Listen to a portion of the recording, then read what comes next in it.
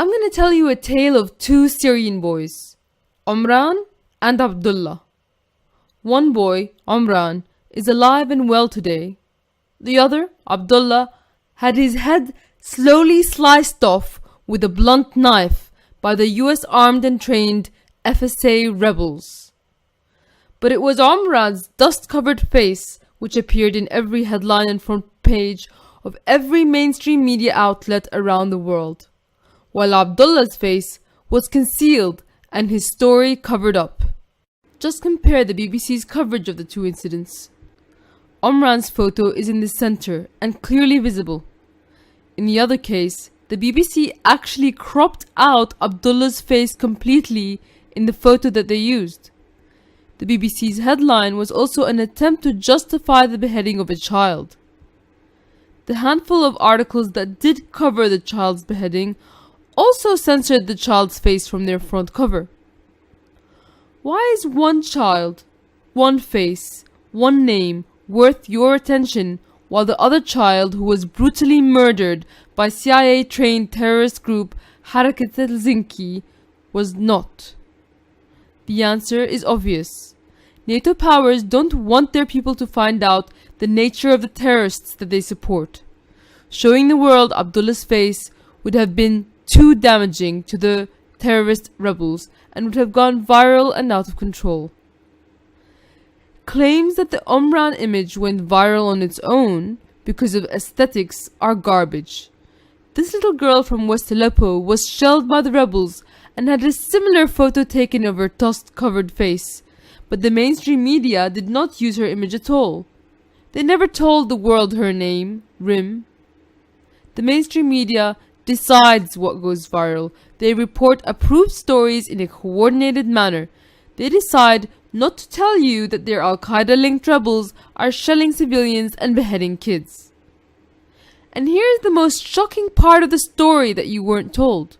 The man who took the photo of dust-covered Omran in the ambulance, whose name is Mahmoud Ruslan, had taken a selfie with the same child beheaders.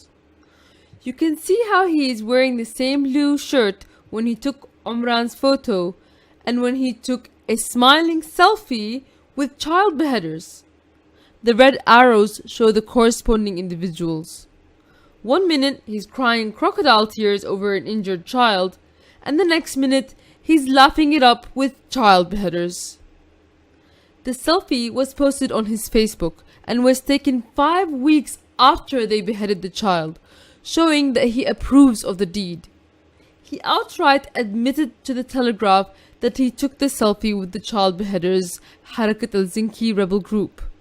But in his idiocy, he tried to justify this by claiming the 12-year-old Abdullah was actually a 19-year-old dwarf, as though that makes the beheading okay in his demented mind. In any case, his beheader friends disagree with his lame cover-up attempt. هي أسرى لواء القدس اليوم ما ضل عنده زلم بعت لنا أطفال اليوم ما شاء الله ما ضل عنده زلم تكبير الله أكبر هاي كليبك يا بشار هاي كليبك أطفال لواء القدس الله أكبر. In the humanitarian Mahmoud Ruslan's other Facebook posts, he encourages suicide bombings. One post reads, "With the suicide fighters from the land of battles and butchery from Aleppo, we bring you tidings of impending joy." Another reads, "Thousands of suicide fighters and tens of booby traps are being prepared for the great battle in Aleppo. The first battle where I see men weeping because they can't participate." And in other posts, he's seen wearing the colored headbands of the fighters he hangs out with, revealing that he too is likely a fighter. This is very interesting because Mahmoud Ruslan works for the AFP and is linked to the White Helmets group. His employers have a lot to answer to.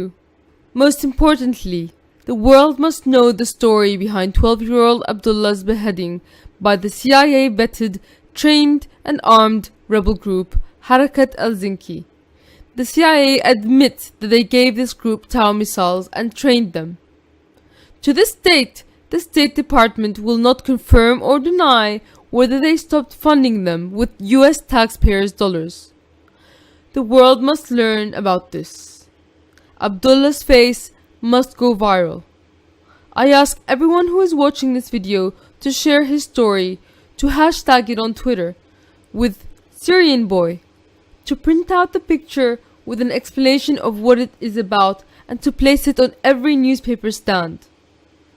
I'll leave you with 12-year-old Abdullah's last moments with the CIA-trained terrorists for historical documentation. Though it does not contain the beheading or any kind of blood or violence, I warn you that it is disturbing. The full translated video will be posted on my war channel. The untranslated video is already on LiveLeak.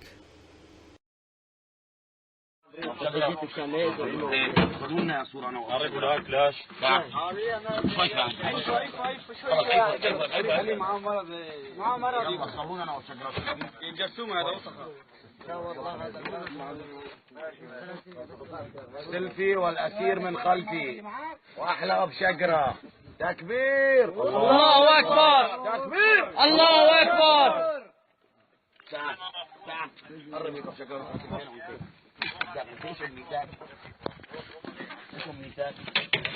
ايش المرض يا والي معاي؟ صورنا فيك قبائل انا وياه.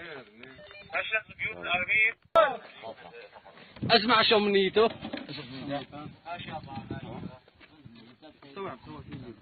تذبحوا هذا الفرد. شو الفرد؟ انا شوف ايش منيته. لا اخوه بده هيك تذبيح. ايش منيتك؟ ايش منيتك؟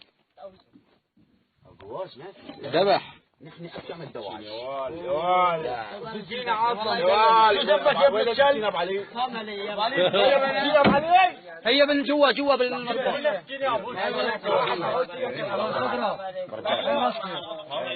هي متى هي؟ حرب هيك كيف قبك كان ذبح. مين هو؟